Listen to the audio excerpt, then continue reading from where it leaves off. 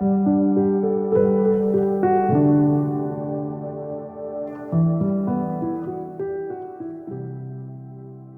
start out with a real brief meditation. Take a few deep, slow, relaxing breaths.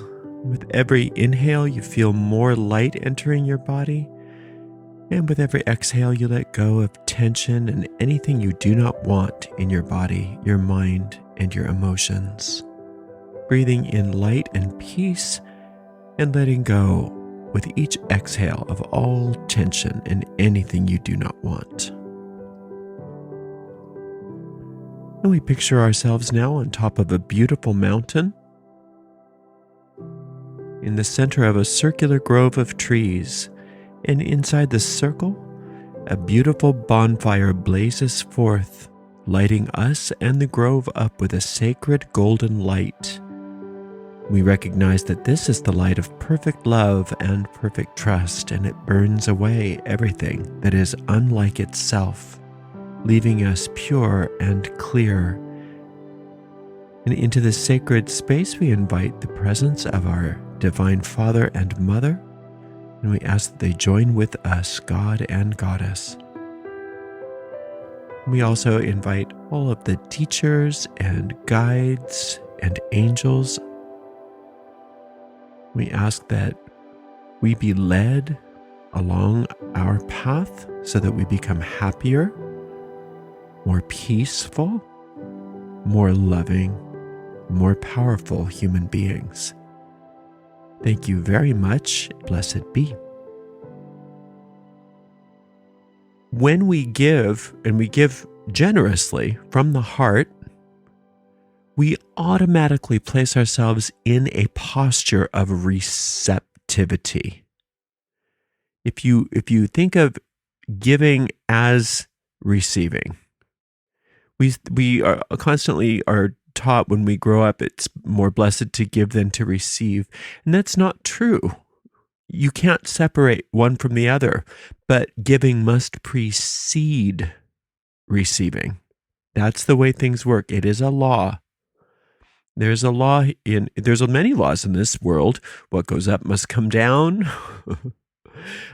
For every cause, there's an effect. For every action, there's a reaction. And that all receiving is preceded by giving. Now, if you are sacrificing something, if you're sacrificing, it means you're not giving it. It means that it's being taken from you, or you're giving begrudgingly. You think, like this is how a lot of people pay their bills. They're not giving gladly to those companies where they received goods and services. They're not giving gladly to the government agency that is receiving their taxes. They're giving begrudgingly. And it doesn't matter the form of your giving. If you do so begrudgingly, you are putting yourself in a posture not of receiving, but of sacrificing. Not of receiving, but of loss and lack. So every time you give something, if you're not giving willingly, then you're sacrificing. And then rather than being in a posture of receptivity, you're putting yourself in a posture of lack. You're putting yourself in a posture of loss. So think about ideas for a moment. If you took an idea, let's say you knew something, you had some information that was very, very positive, helpful information. Let's say you knew how to do something, how to solve something. If you kept that information to yourself, you'd have it to use. Now, if you gave that information to somebody else, you would have increased the value. You would have increased the prosperity. You would have increased the abundance. But you wouldn't have lost that idea, would you? You would have given it to somebody so that they could benefit from it. But now, when you gave that idea away, did you lose it? Of course not. So if you're truly giving anything, there's no way to lose it. You're just sharing it and increasing it by giving. Now, a lot of times when we're giving things that have a a physical counterpart, such as money or, I don't know, clothes, gifts, physical physical goods, or even physical services, like if say you were donating your time or something like that, it could be stated that, well, those things, once you give them, they're gone. So you have sacrificed them. But that's coming from the point of view that the physical representation of what you're giving is the whole story. But that's not. The physical representation of something is the end of the line of manifestation. That's true. But if you're giving from your heart, if you're giving with generosity, then whatever the form that you're giving must increase. It must increase, and you're in a posture of receptivity. You're in a posture of receptivity if you're giving gladly, gratefully, willingly from your heart. So if you're giving money, you are putting yourself in a posture of receiving money. If you're giving time, you're putting yourself in a posture of receiving time. If you're giving love, you're putting yourself in a posture of receiving love. If you're giving grace, you're putting yourself in a posture of receiving that same grace. If you are giving forgiveness, you're putting yourself in a posture of being forgiven. There was no mistake when that Lord's Prayer said, forgive us our debts as we forgive our debtors, or we say it, we have forgiven our debtors. It's just showing you what happens. It's you do one and then the other. You can't forgive yourself all by, in a vacuum. The way you forgive yourself is by giving, because giving must precede receiving, and then you receive the same forgiveness. If you're giving wealth, you're receiving wealth. Now, a lot of times when people think about generosity, they think in terms of money, and they think in terms of physical assets, and those things are wonderful to give, and they should be included. But that's not the totality of generosity. Generosity includes all manner of mental and emotional forms. So, for instance, if there's a problem in the world, and you perceive this person as being the source of the problem in the world, you have a choice as to how you want to perceive that person. You can perceive that person as the ego tells you to perceive that person, and you'll get usually a lot of support from others. Well, that person's bad, or at least the people on your side of the camp. That person's bad, and this is the reason why this person's bad, and we should hate this person, and we should condemn this person, and bad things should happen to this person. But that's not generous.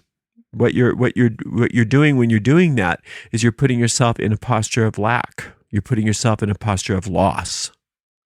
What you want instead is to say, I have all power to heal and correct in this situation, and by forgiving this person, I'm being generous.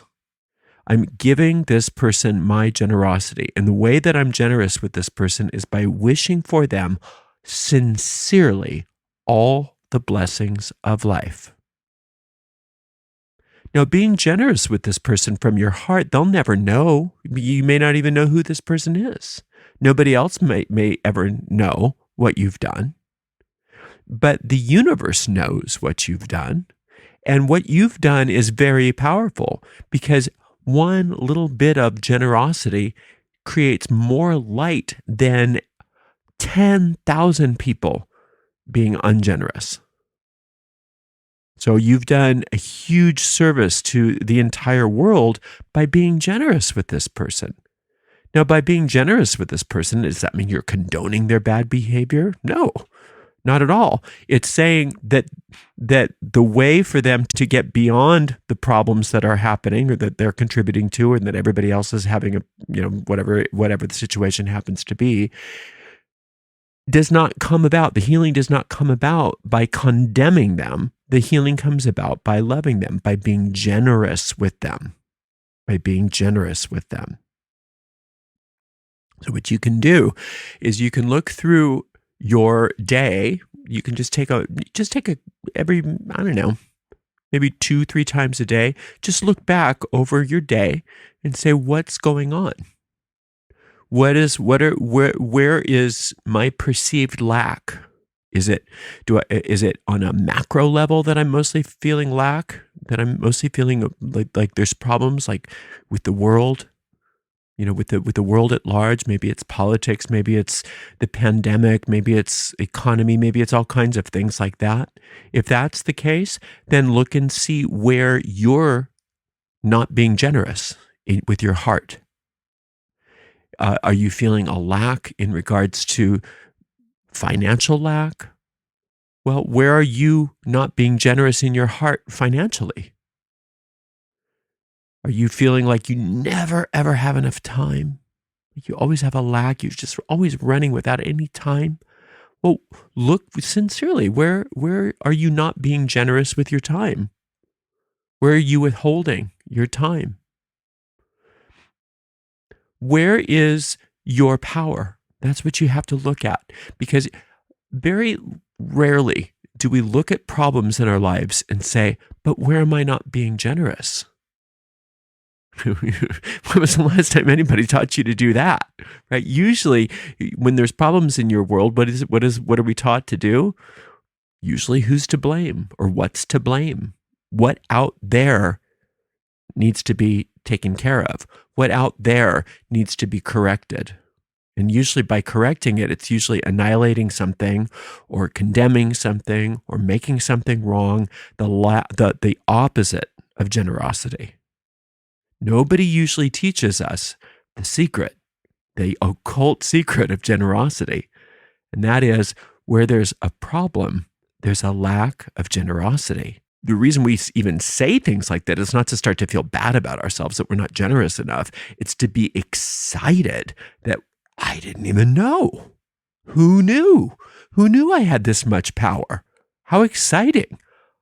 My generosity gives me all power. My generosity gives me all power. In A Course in Miracles, it says that only what is not being given can be lacking in any situation. And that pretty much sums it up right there. If there's something lacking, well, then what am I not giving? Usually, it's not necessarily what you're not giving in the physical realm, although that oftentimes is tethered to it. But what am I withholding in my heart? What am I afraid of? When we're afraid, we're holding on to things. When we're afraid, we keep things really, really tightly gripped. We keep a really tight grip on things when we're afraid. So when we're afraid, the most important thing we can do is find a place to be generous, because that releases that grip, and then it gets the energy moving, and we realize, whoa, there was nothing to fear. I actually had all the power all along. I've always had the power to go back to Kansas. Just click 3 times. And that clicking 3 times in this case is, what can I give? Where can I be generous? Not only where can I be generous in my giving of goods and services and money, and all that's very important, but where can I give in my heart? Where can I be more generous with my forgiveness? Where can I be more gracious with people? How gracious am I? Do I say this person deserves my graciousness and this person does not? This person does, this person does not, this person does, this person does not, based on their behavior? Then I'm acting the opposite of the way Spirit acts. Spirit never does that to me, right? Spirit never says, oh, well, since you did this, you can't get any grace. No, Spirit doesn't do that. Spirit says, I love you unconditionally. Well, doesn't it make more sense for us to start acting more like Spirit and less like egos if we want things to work out for us, and we want happiness, and we want peace, and we want prosperity, and we want love? Wouldn't that make more sense to act more like Spirit and less like egos? It seems logical. Well, it's true. You can give it a try. And you can go through those people again, and you say, where can I be generous? Where am I withholding my generosity? And it's exciting to discover those places. I'm withholding generosity, therefore there's all kinds of abundance that I've been leaving on the table. that I didn't know was even available to me. There's all kinds of blessings. There's all kinds of peace and joy and happiness. There's all kinds of wealth and love and pleasure and greatness that I just didn't even know about, that I was willing to make a choice and then not even remember that I made the choice, that I would rather withhold my generosity than to be happy. I'd rather withhold my generosity than be peaceful. I'd rather withhold my generosity than be wealthy. So it's good news. Isn't that good news to know I have all power right at my disposal in any situation to turn the tides into the will that Spirit has for me versus the will that my ego has for me. And I'll just let you in on a really great secret. Spirit's will for you is eternal life, is eternal joy, is eternal gladness, is eternal wealth, is eternal health, is all good because that's how you were created. The ego's goal for you is to kill you. Okay? That's the ego's goal for you. The ego wants you to suffer and die. Why? Because that's how we programmed it. We programmed it. We programmed the ego to prove to us that we're not good enough. It's the only way we could ever find separation from perfection. And that's this whole world of problems that we started all came from this stupid, insane little idea. I wonder what life would be like separate from my creator. And then a whole thought system arose out of that based on us trying to prove that we're separate and none of it's real. And so what we can do is we can make new choices so that we are aligning ourselves with Spirit's will for us rather than these nefarious evil plots that we've cooked up for ourselves and then pretended like we didn't and then forgot about them. So in any situation, we have two roads open to us, two different wills, the will of our ego or the will of our soul. The will of our soul is always one of generosity. And through generosity, we find that will, and then we get on that beam, as we say, and that beam always flows right into all good. Whereas the ego tempts us with gifts that we do not want. Gifts like, I get to hate that person. I get to be right about that person. I get to suffer. I get to prove how my suffering makes me special. I get all kinds of little neurotic gifts that I don't want. I don't want those gifts. And I have to remember I don't want those gifts. And those gifts all come to me when I close off. When I close off and I hang on to things and I turn off my generosity. Whereas this other pathway, the pathway of my soul, opens up through generosity. So not only is it a good idea for me to look and see where am I withholding my generosity, not only is it a good idea as far as it makes me feel good and opens up, some wonderful pathways for me, but it also completely changes my course so that I'm doing my soul's will. I'm here to do what I came here to do. And everything that I came here to do for my soul is not only good for the world, but it's really good for me. It's really, really good for me. So it's that simple.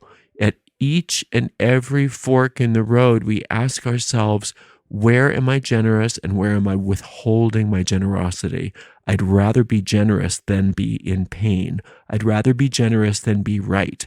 I'd rather be generous than win this argument. I'd rather be generous than be poor. I'd rather be generous than be sick. I'd rather be generous than do every other kind of weird, neurotic, sick behavior that the ego would have me do to try to prove that I'm not good enough, because I know that that's not true. Why do I know that's not true? Because God created me and God didn't make a mistake with me. And when we say God, we're not talking about some father God. We're talking about that pre-gender experience of infinite life that we, in our tradition, we see as a mother and father, a god and a goddess. But you're open to seeing that as anything that works for you, okay? So Remind yourself frequently this week that you have power to turn things around, and that power comes right through your generosity. And that's a beautiful thing. Thank you for spending a little time with me today. I so appreciate you, and I can't wait to speak with you again. Much, much love and many, many blessings.